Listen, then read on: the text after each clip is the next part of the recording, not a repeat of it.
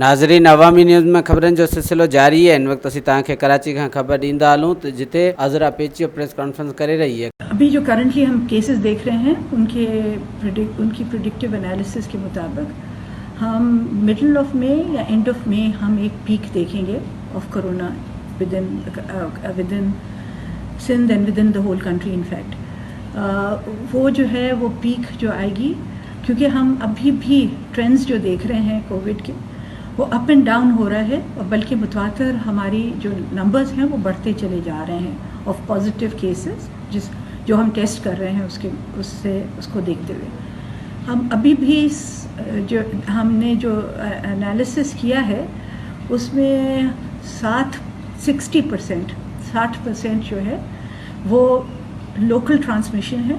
और local transmission का मतलब ये है कि आपके इर्द गिर्द वायरस घूम रहा है, और ये वायरस जो है ये पीक करेगा मई की एंड या मई की मिडल या मई की एंड तक।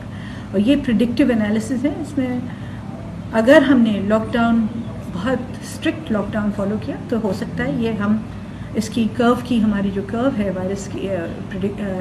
वायरस केसेस की वो हम फ्लैटनिंग देखें। लेकिन क्योंकि हमारी जो है लूज लॉकडाउन है, सॉफ्ट लॉकडाउन है, इस वजह से हम ये पीक ज़रूर देखेंगे मई की एंड तक, और इसका ख़तरा है।